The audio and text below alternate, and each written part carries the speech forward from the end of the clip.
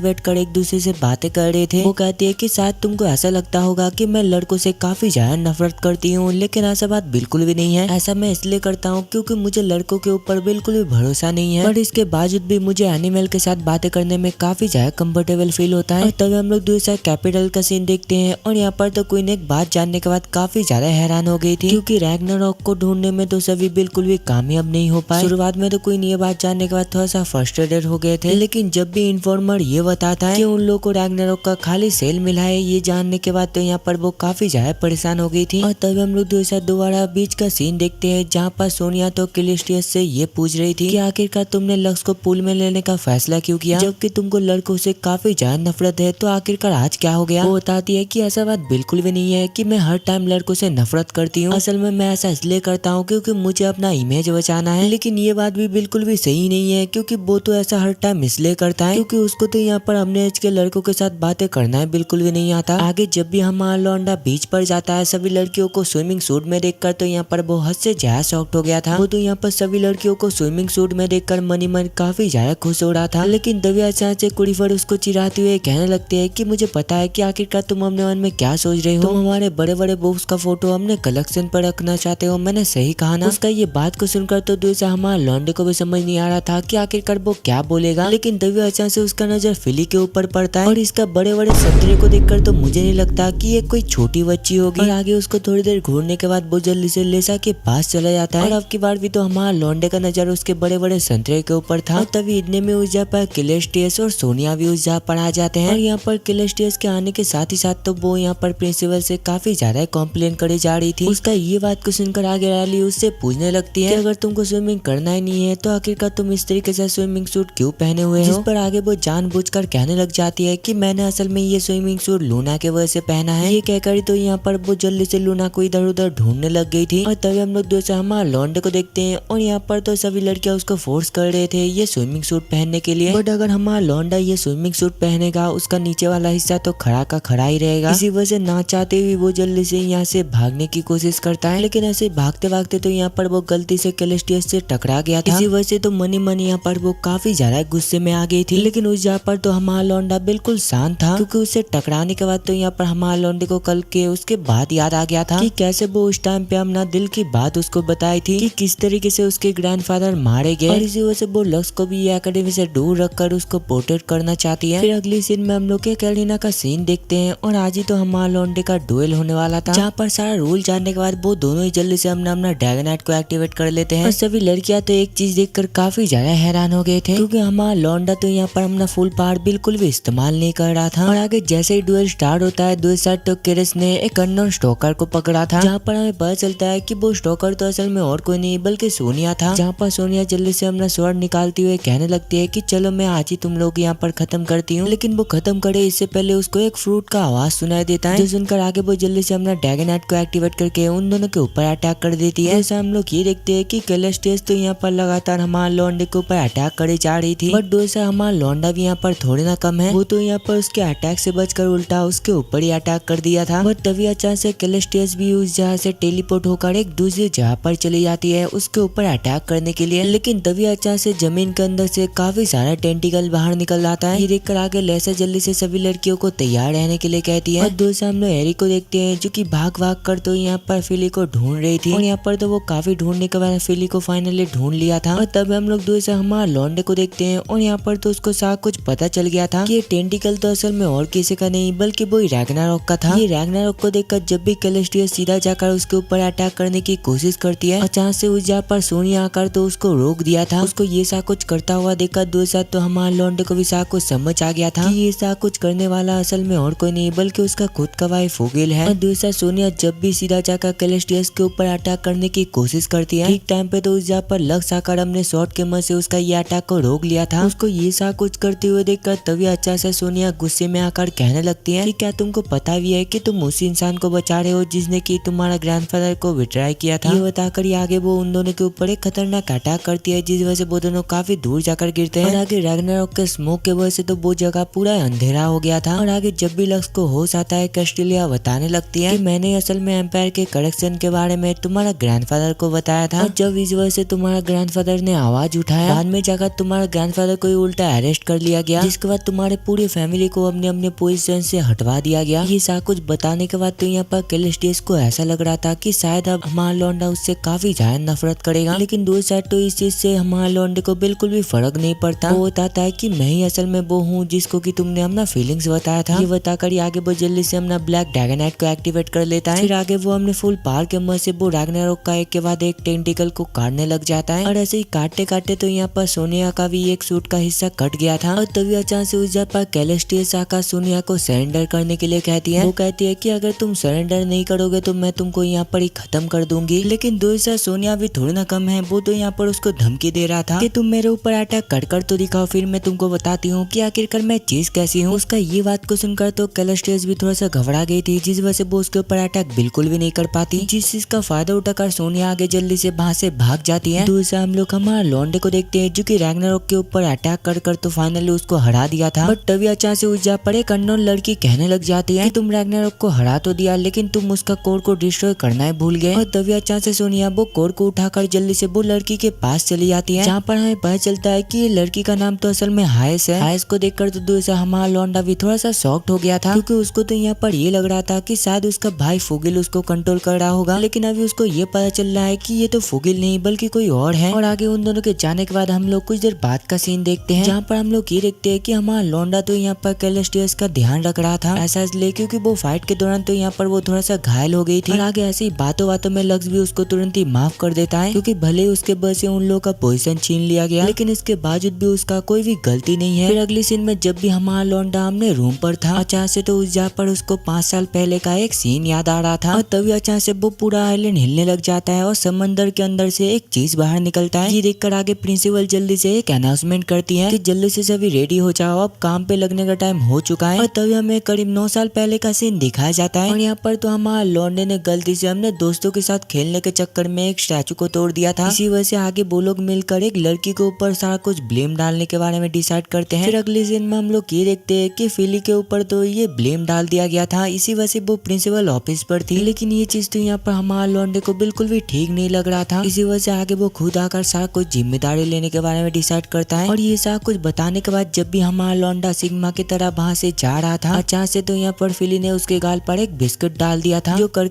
आगे वो अपना इंट्रोडक्शन देने लग जाती है। और यही चीज असल में फिली का पहली बार था जब उसने एक लड़के को अपना दोस्त बनाया था। फिर अगले दिन का सीन दिखाया जाता है, और आज तो यहाँ यहाँ पर सभी लोग एक जगह पर इकट्ठे हुए थे, जहाँ पर प्रिंसिपल ये बताती है कि इन्वेस्टिगेशन के दौरान मैं भी तुम लोगों का मदद करूंगी। और आगे जब भी वो लोग वो जगह के फर्स्ट फ्लोर से सेकंड फ्लोर पर जाने लगते हैं, अंदर जाने के बाद तो यहाँ पर उन लोग को पता चल गया था कि यहाँ पर कोई भी मॉन्स्टर नहीं है। इसी वजह से वो लोग जल्दी से वहाँ पर अलग अलग ग्रुप बनाने के बारे में डिसाइड करते हैं। ये सुनकर तो यहाँ पर कैलेस्टियस भी हमारे लौंडे के साथ ग्रुप बनाने के लिए काफी ज्यादा एक्साइटेड थी। लेकिन जब भी आगे प्रिंसिपल हमारे लौंडे को थर्ड फ्लोर पर अकेले जाने के लिए कहती है, ये सुनकर तो यहाँ पर कैलेस्टियस बिल्कुल भी खुश नहीं थी। लेकिन यहाँ पर तो हमारा लौंडा किसी भी लड़कियों को दुखी बिल्कुल भी नहीं देख सकता। इसी वजह से आगे वो कैलेस्टियस को कुछ देर के लिए अपने साथ ले लेता। और आगे जैसे ही वो लोग इधर उधर घूमते हुए इस जगह पर इन्वेस्टिगेशन कर रहे थे, इस जगह पर तो हमारा लौंडे को एक लड़की सोता हुआ मिला था। ये लड़की को इस जगह पर देखकर तो कुरिफर को ये लग रहा था कि ये लड़की खतरनाक हो सकता है। इसी वजह से वो हमारा लौंडे को छोड़कर जल्दी से सभी को यहाँ से भागने का ऑर्डर देती है। जब भी आगे कुरिफर उसको टच करती है कुछ देर के लिए तो यहाँ पर वो होश में आ गया था, जहाँ पर वो जल्दी से उस जगह पर एक चीज कहकर